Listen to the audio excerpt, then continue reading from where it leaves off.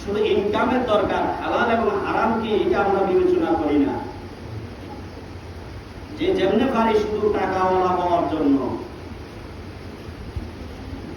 আর তাদের ধারণা, তাদের চিন্তা কত উঁচু, এজন্য তাদের সামনে আল্লাহ বলেছেন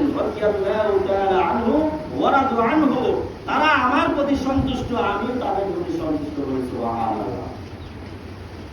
আমরা এখন আল্লাহর সন্তুষ্ট বুঝি না, পরিবার পরিজনকে আরাম যা পারি খাওয়াইয়া সন্তুষ্ট রাখতে চায়। তরকারি চুরি, ডাকাতি, পার চুরি, গাছ চুরি, বালু চুরি, মাটি চুরি, যা চুরি করা দরকার করতে থাকি।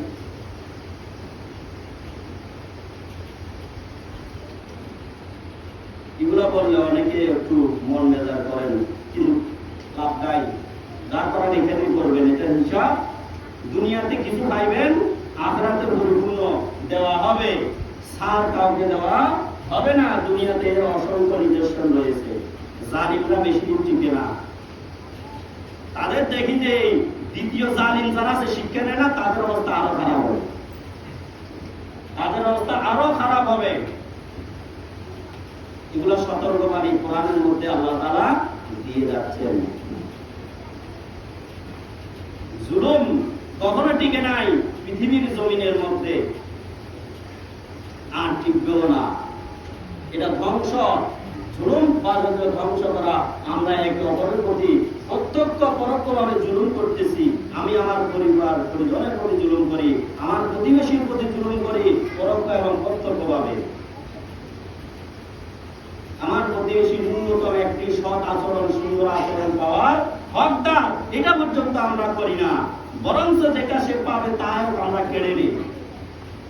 এজন্য আমাদের দোয়া, আমাদের এত কিছু প্রচেষ্টা ব্যর্থ হয় কেন? আমরা নিজেরাই একে অপরের প্রতি জুলুম করতেছি। এই জন্যই আমাদের এত কোটি কোটি মুসলমান, 200 কোটি মুসলমান, কি হলো তাদের? তারা নিজেদের ব্যবসা বাণিজ্যকে অটুট রাখার জন্য কাফের বেঈমানদের সাথে সম্পর্ক রাখতেছে, আর হাজার হাজার লক্ষ লক্ষ মুসলমানদেরকে, নিরীহ মুসলমানদেরকে হত্যা করা হচ্ছে। এর জবাব দিতে হবে।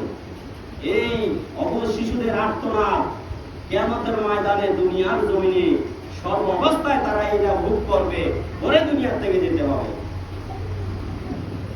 কারণ তারা দুনিয়াবি হয়ে গেছে, দুনিয়াবি লোক। এত বিলাসিতা তাদের ভিতরে, এত বিলাসিতা। তাদের খাদ্য বছরে হিসাব করে দেখা যায়, তারা যে খাদ্যটা অপচয় করে, ওই খাদ্য যদি জমা থাকে, বাংলাদেশের 18 কোটি মানুষ 1 বছর বসে খাইতে পারবে। আমরা মনে করি